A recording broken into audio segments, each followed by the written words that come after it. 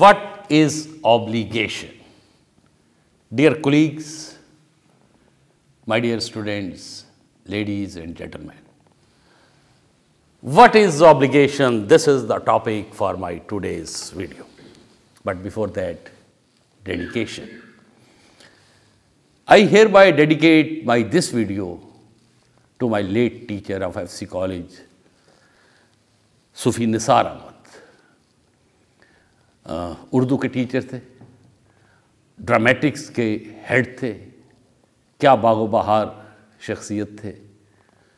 Dramatic club का president FC College का मुझे उन्होंने बनाया.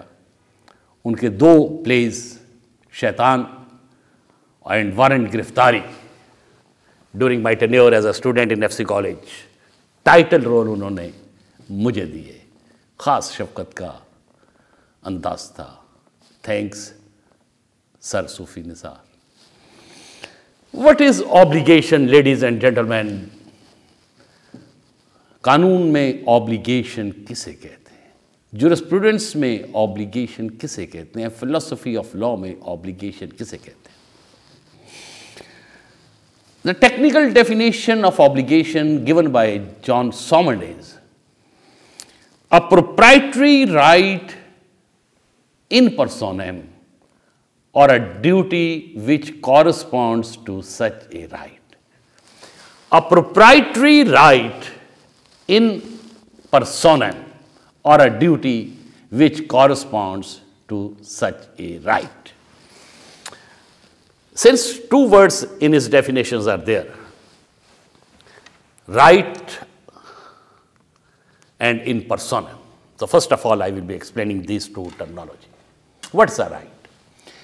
Right is an interest recognized as well as protected by a rule of justice, respect for which is a duty, a disregard of which is a wrong.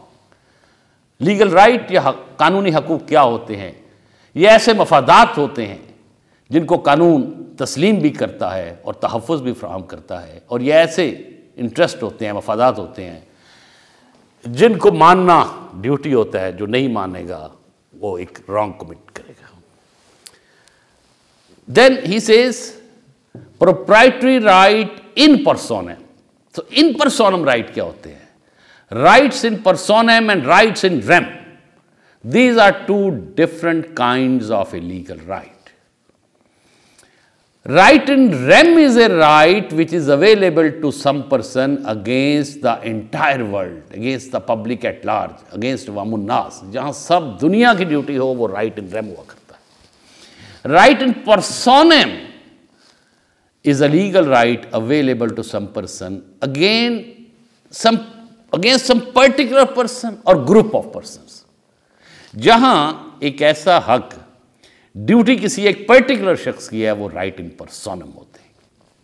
So definition of obligation by Salmond, he says proprietary right in personam और a duty which corresponds to such a right. So it is obligation is a particular kind of a right. It is a right as well as a duty. बात को simple कर लेते हैं. Minimum obligation में 2 parties होती हैं. Obligation bye यक वक्त एक राइट भी होता है और एक ड्यूटी भी होती है. एक पार्टी के पॉइंट ऑफ व्यू से ऑब्लिगेशन राइट होता है, दूसरे शख्स के पॉइंट ऑफ व्यू से वो एक ड्यूटी होता है. मिनिमम इसमें 2 पार्टीज होती हैं. एक को हम क्रेडिटर कहते हैं, एक को डेटर कहते हैं.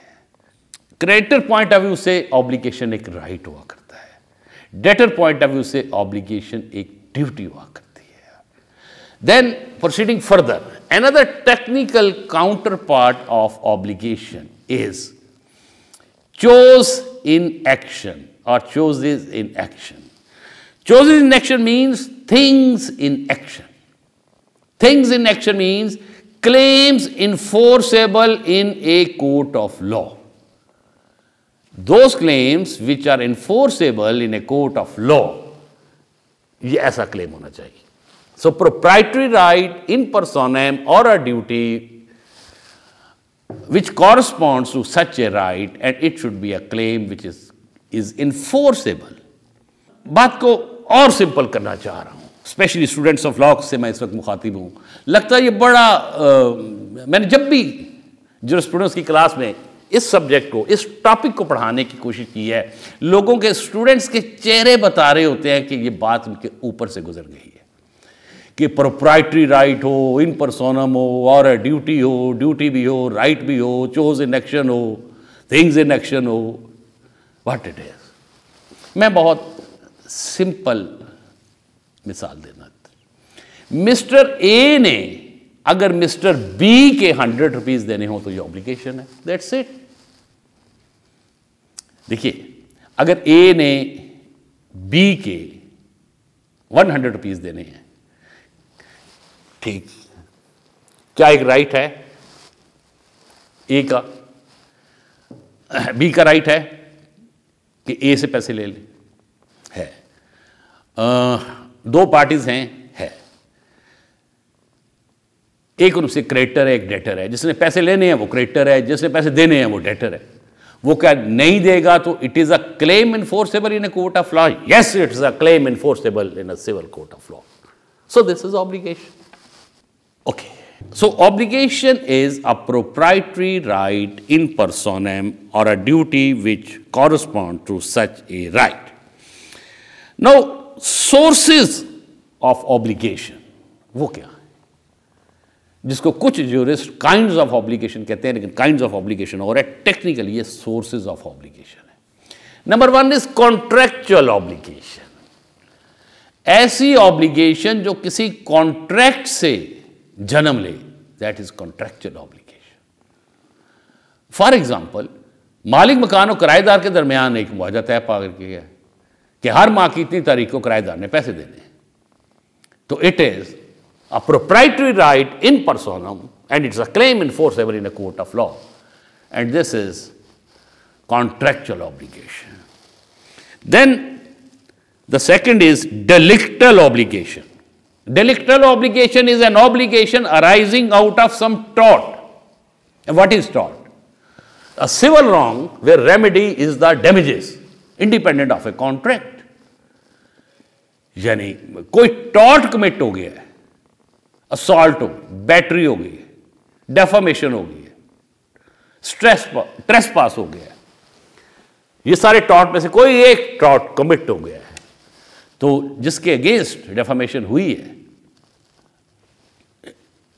ही can sue the other person in a court of law for the recovery of damages, हर्जाना. सो ये ऐसी ऑब्लिगेशन जो किसी टॉर्ट से जन्म ले, उसे हम कहते हैं ये डेलिक्टल ऑब्लिगेशन है. पहली कॉन्ट्रैक्चुअल थी, ऐसी ऑब्लिगेशन जहां दो पार्टियों ने कॉन्ट्रैक्ट किया हुआ है. दूसरी obligation delictal, sources tort, tort commit हो गया, ऑब्लिगेशन राइज हो गया, क्लेम है enforceable in a court of law. The third one is quasi contractual obligation. First of all, what is a quasi contract? Quasi contract is a contract in which in fact there is no contract. Agreement as such नहीं है, but law presumes for the sake of justice that as if there is a valid contract between the parties. असल में agreement नहीं है, लेकिन कानून ये फर्ज करता है कि एग्रीमेंट पार्टीज के दरमियान है. I will support it with an example. फर्ज किया हॉस्टल में दो स्टूडेंट रह रहे हैं, दोनों का नाम मोहम्मद रमजान है. पोस्टमैन आता है, वो एक मोहम्मद रमजान का पे ऑर्डर, मनी ऑर्डर दूसरे को पे कर देता है due to bonafide mistake.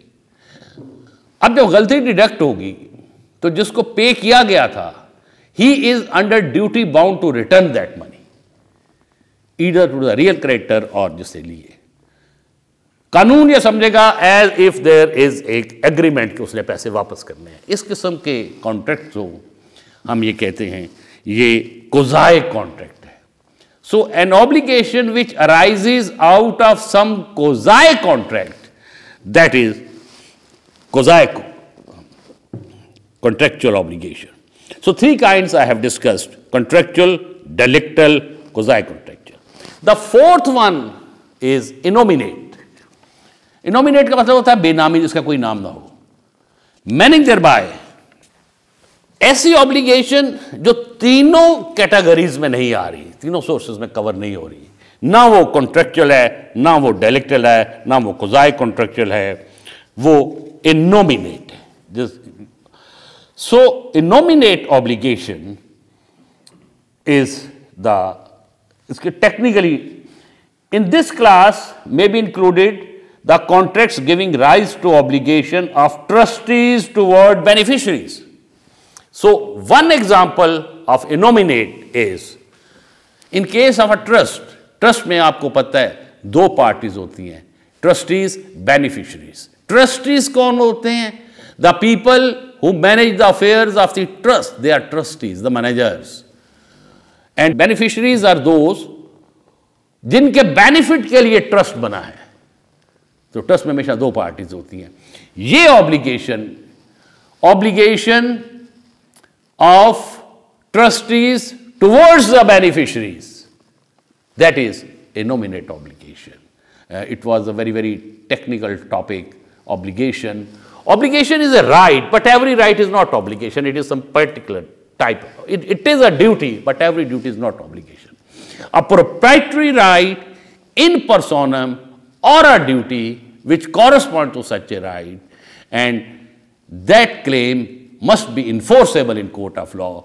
So we technically call it is obligation. So today I thought कि ये जो टेक्निकल सा कॉन्सेप्ट है ऑब्लिगेशन का, I should be giving my own input in this. Ladies and gentlemen, with this I say goodbye. Stay blessed.